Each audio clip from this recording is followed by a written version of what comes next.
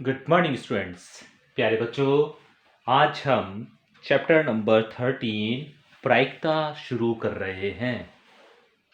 प्रायिकता के बारे में कक्षा 11th में प्यारे बच्चों आपने काफ़ी कुछ पढ़ लिया था, है ना।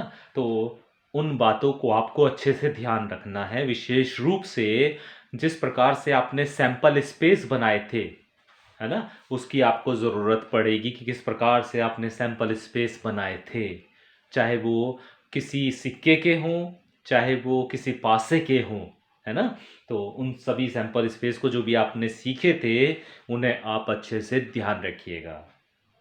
हमने प्यारे बच्चों ये भी पढ़ा था कि किसी भी घटना के घटित होने की प्रायिकता और किसी भी घटना के ना घटित होने की प्रायिकता का योगफल 1 होता है।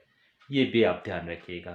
इसके अलावा हमने समुच्चय सिद्धांत में प्यारे बच्चों एक फॉर्मूला सीखा था कि N A union B equal to N A जमा N B minus N A intersection B.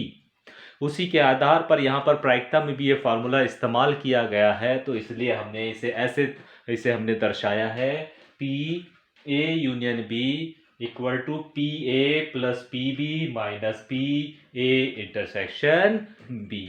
P A का मतलब है ए घटना के घटित होने की प्रायिकता, पी बी का मतलब है बी घटना के घटित होने की प्रायिकता। ठीक है। तो अभी हम एक नई चीज यहां पर सीखेंगे जिसे हम बोलते हैं कंडीशनल प्रोबेबिलिटी, अर्थात सहप्रतिबंध प्रायिकता। होता क्या है इसमें प्यारे बच्चों, यहां पर दो घटनाएं होती हैं। मान लिया यहां पर दो घटनाएं ए और बी हैं, है ना। बी घटना तो घटित हो गई, तो एक घटना को घटने की प्रायिकता क्या होगी। इस तरह की जो घटनाएं हैं उसे हम सहप्रतिबंध प्रायिकता बोलते हैं। कंडीशनल मतलब एक घटना घटित हो गई, उसी के ऊपर दूसरी भी डिपेंड है कि जब एक घटना घटेगी तभी दूसरी घटेगी उसके बाद ही। ठीक है। तो इसलिए ये एक दूसरे के ऊपर डिपेंड है, इसलिए इन्हें कंडीशनल प्रोबेबिलिटी बोला जाता है। तो अगर कोई घटना घट गई है, उसी के आधार पर एक और घटना घटनी है, तो दूसरी जो घटना है उसके जो घटने की प्रायिकता है वो किस तरह से निकाली जाती है, उसके बारे में हम यहाँ पर सीखेंगे। ठीक है। तो मैंने यहाँ पर एक कंडीशन लिख दी है प्यारे बच्चों कि यदि घटना बी घटित हो गई है, मतलब एक इवेंट हो चुका है और उसी के आधार पर एक और इवेंट होना है, तो घटना ए के घटित होने की प्रायिकता कितनी, उसकी प्रोबेबिलिटी है ना। तो इसे लिखने का तरीका इस तरह होगा पी ए अपॉन बी, मतलब जो घटना घटित हो चुकी है उसे नीचे लिखा जाएगा प्यारे बच्चों, और जो घटना घटित होनी है उसे हम ऊपर लिखते हैं। तो इसे इस तरह से दर्शाते हैं P A upon B equal to होता है पी ए इंटरसेक्शन बी और पी बी।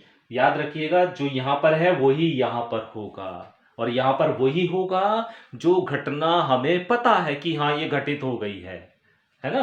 और जिस घटना के बारे में निकालना है वो यहां पर नहीं होगा। ठीक है। इसके साथ साथ हमें यह जरूर ध्यान रखना है कि पी बी कभी भी जीरो के बराबर नहीं हो सकता, क्योंकि अगर ये जीरो हो गया तो कंडीशनल प्रोबेबिलिटी इन्फिनिटिव हो जाएगी और ऐसा हो नहीं सकता। तो इसलिए पी बी जीरो नहीं हो सकता, जीरो से बड़ा होगा। ठीक है। क्योंकि प्रोबेबिलिटी माइनस में भी नहीं होती है ना। तो इस तरह मैंने लिख दिया कि अगर एक घटना बी घटित हो चुकी है तो हमें ए घटना के घटित होने की प्रायिकता निकालनी है, तो लिखने का तरीका ये होगा। इसी तरह प्यारे बच्चों घटना ए घटित हो गई है और बी घटित होने की प्रायिकता निकालनी है।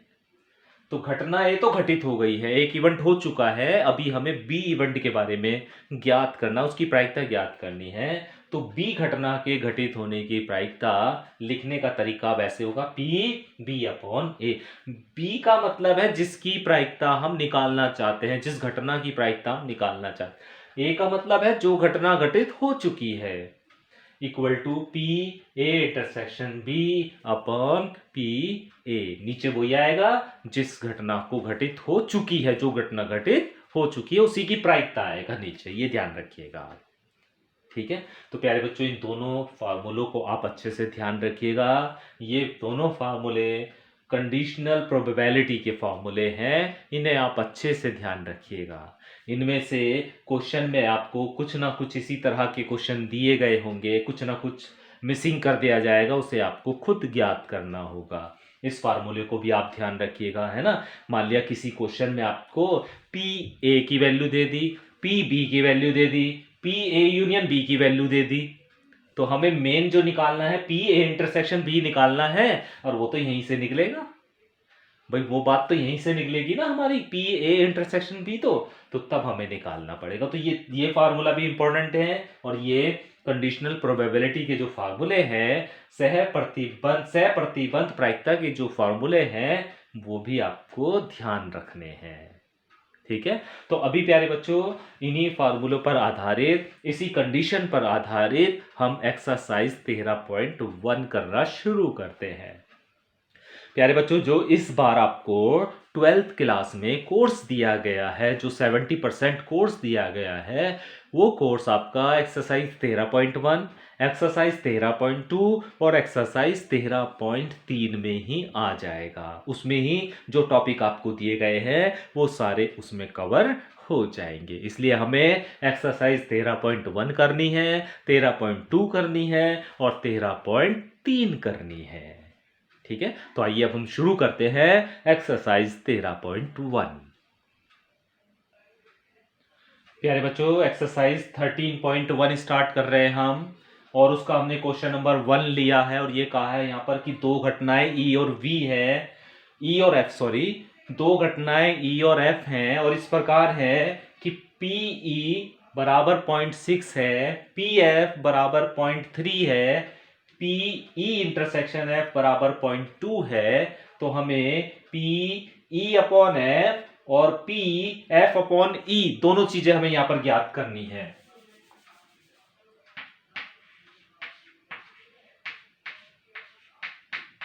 ये दोनों चीजें हमें ज्ञात करनी है, पी ई अपॉन एफ भी और पी एफ अपॉन ई भी हमें ज्ञात करना है। ठीक है, तो सबसे पहले हम पी ई अपॉन एफ लिखेंगे। फॉर्मूला आप जानते हैं कि P E intersection F upon P F आएगा, क्योंकि नीचे जब एफ है तो एफ आएगा नीचे, पी एफ। ठीक है, वैल्यू रख देते हैं। ये आपको पता ही है 0.2 है, और ये आपको पता है पी एफ 0.3 है, पॉइंट से पॉइंट कट गया तो ये आ गई 2/3। तो इसकी जो प्रोबेबिलिटी हो गई वो हो गई 2/3। प्यारे बच्चों प्रोबेबिलिटी प्रायिकता पॉइंट में भी आ सकती है, डेसिमल में भी आ सकती है, परसेंटेज में भी आ सकती है, उसे लिख सकते हैं, परसेंटेज में भी लिखी जा सकती है, और उसे इस तरह परिमेय संख्या के रूप में भी लिखा जा सकता है।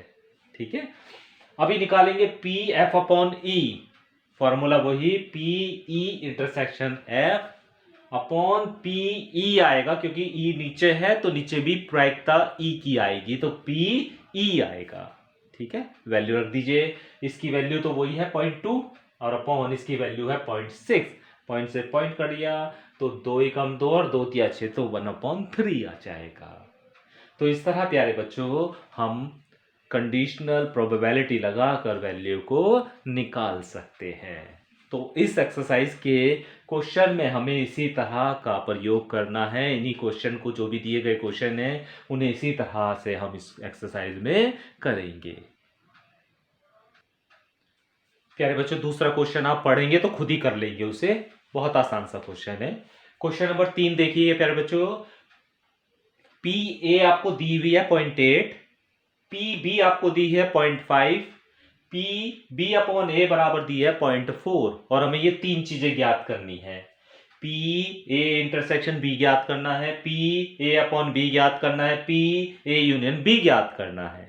तो सबसे पहले पी ए इंटरसेक्शन बी ज्ञात करने के लिए सबसे पहले एक काम करते हैं, पी बी अपॉन ए बराबर फार्मूला लिख देते हैं। पी बी अपॉन ए बराबर क्या होगा, P A intersection B upon P A, ऐसे लिखेंगे ना इस फार्मूले को।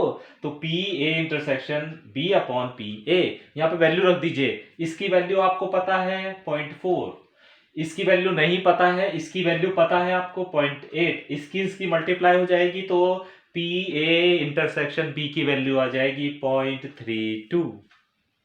अभी हमें इसकी वैल्यू निकालनी है पी ए अपॉन बी की, तो लिखेंगे पी ए अपॉन बी बराबर P A intersection B upon P B. ठीक है, वैल्यू रख दीजिए। देखो इसकी वैल्यू अब आपको पता चल चुकी है, इसकी वैल्यू पहले से ही पता है, मान रख दिए तो 0.32 अपॉन 0.5। हल करेंगे तो ये बचेगा 32/50 या 16/25। ठीक है, इसी तरह प्यारे बच्चों अब हमें चाहिए A union B, P A union B. उसके लिए फॉर्मूला यूज कर लीजिए, पी ए यूनियन बी बराबर हम जानते हैं पी ए जमा P B minus P A intersection B. P A आपको पता है, पी बी आपको पता है, पी ए इंटरसेक्शन बी भी आपको पता है। सारी वैल्यू को यहाँ पर रख दीजिए, हल कर लीजिए। हल करने के बाद वैल्यू आपको मिल जाएगी। तो इसी तरह प्यारे बच्चों आपको क्वेश्चन नंबर 4 और क्वेश्चन नंबर 5 पढ़कर, अच्छे से पढ़कर उसको करना है।